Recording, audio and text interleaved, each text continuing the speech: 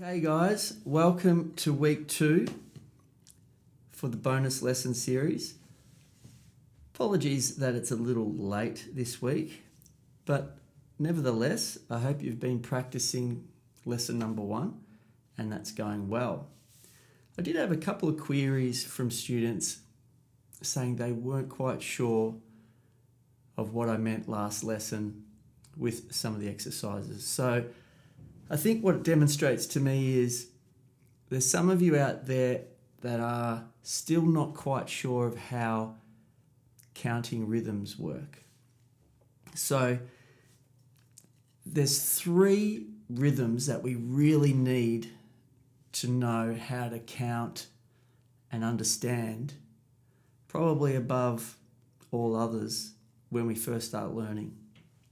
And that is the quarter note rhythm, the 8th note rhythm, and the 16th note rhythm.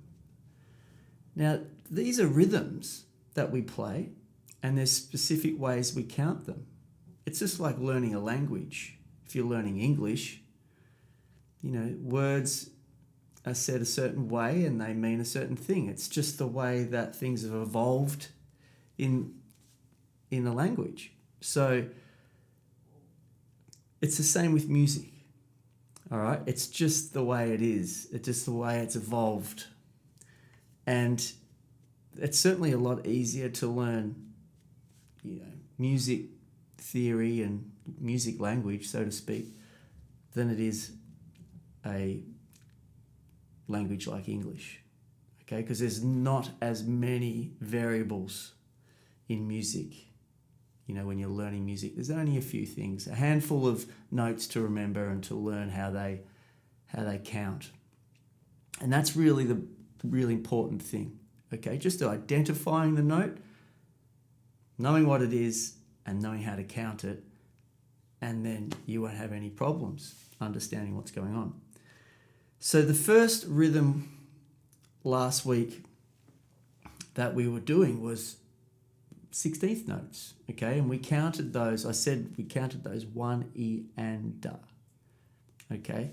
The group of 4 is 1, E, and Da. Then on the second beat, if you continue counting that way, it'll be 2, E, and Da. Then on the third beat, it'll be 3, E, and Da. And the fourth beat, 4, E, and Da. And if you counted all that together, it would be even, and it would count like this: 1 E and A, 2 E and A, 3 E and A, 4 E and A.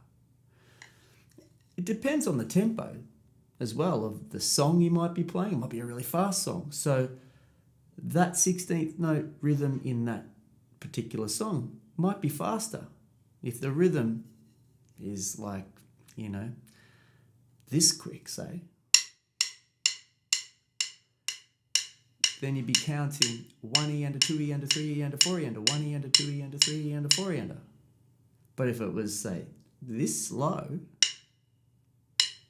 that's a song tempo, let's say, you could dance to. It'd be 1 E and a 2 E and a 3 E and a 4 E and a 1. So it all depends, the tempo of the task you're trying to do or the song you're trying to play. And that'll determine how the rhythm fits, all right? So with 16th notes, in primary school, a lot of the time they teach it like tigger, tigger. That's how they count it. Tigger, tigger, tigger, tigger, tigger, tigger, tigger, tigger, to create the rhythm that you want for that particular note. When you get older, we don't rely on those sort of ways of counting. The most common way of learning the note and counting the note is with the values 1, E, and A. All right, so you might have heard this sort of rhythm before, but it's just counted a different way. It's like when you learn words or letters for, the first time. When you're younger, when you first start reading, you might be looking at the letter A, but saying ah. Okay, so if you saw the letter E, you might say E. It's just what sort of feels or is easier to say at a younger age to get the hang of it, all right? But the right way of doing it is A and E, for example, if you're looking at letters in the English language, or in music, it's 1 E and A. That's how you count 16th notes, all right? Anyway, I hope that explains it a little bit easier for you.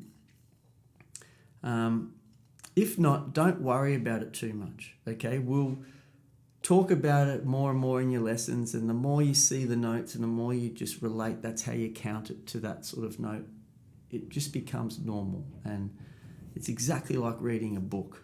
You know, you start pointing at the notes or the letters and the words and speaking them out a little bit slowly and different ways, but then eventually it becomes easy to read and you don't even think about it, you know, and you know what they mean. So it's just like that.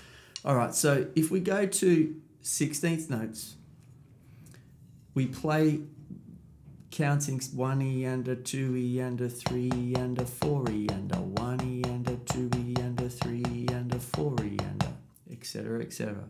Now I just played a single stroke roll there. Now if we just took 4 of those notes, let's say the first 4, 1 E and a, the first exercise last week, I just left off the last 16th note of a 4-note pattern, which was the letter A. If you notice, each time you count that 1 E and da, the A is at the end. I just left that off. So we had 1 E and A, 2 E and A, 3 E and A, 4 E and A. So I still counted the A for you just then to give you an example of why we wait that little extra space. We don't play it though, because I didn't want you to play it last week. I left it off purposely so the rhythm was exactly what I wanted. And what I wanted was 3 notes in a row, 1 E and, 2 E and, 3 E and, 4 E and. If I wanted to count the extra note at the end that I left off but not play it on the drum, it would be like this: 1 E and A, 2 E and A, 3 E and A, 4 E and A. Okay, this week we are going to rest the E. Last week we rested the A at the end of the 4-note, 16th note phrase. This week we are resting the E. Okay, so it's actually the second note in the phrase, 1 E and A. So we're not going to play the E, but we still need to rest that space. Okay, so really slowly it would be 1 E and A, 2 E and A, 3 E and A, 4 E and A. Now I fresh aired the E there for you so you could see, you know, that there would be a note there if I played all of them if we were doing that, but I'm leaving it out, okay? But I still need to leave the space to create the right rhythm we want. Okay, so you can count the space if you want. You count the E. You can even do a fresh air. In fact, I actually encourage you to do a fresh air shot because that enables you to play the next note in the right sequence. So it's like you're doing the single stroke roll, one hit after the other, but you're leaving one out, but then the following note should be either a right or left, whatever's in the sequence that's coming next. So it would be right, left, right, left, right, left, right, left. 1 E and A, 2 E and A, 3 E and A, 4 E and A. So that's the new pattern phrase this week. You can tell now, I hope you get an idea that we're just leaving one of these 16th notes out. Last week's one was the very last one. This time it's the second one from the beginning that we're leaving out. So when you get that phrase comfortable, 1 and a 2 E and a 3 E and a 4 E and a 1 E and faster. Da da da da da da da da da da. One-y and a two-y and a three and a four-y and a one-y and a two-y and a three and a four-y and a...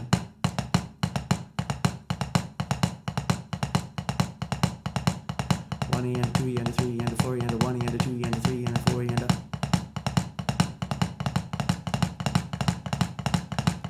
Sounds like a horse galloping.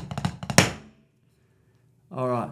So when you have a phrase like that and you play it, with practice and purpose and develop it with confidence, then you can turn around to the drum kit and do what I gave you an example of doing last week and start to think of ways of playing it around the drums, So hopefully that explains, this sort of breaking up of 16th notes a little bit easier for you.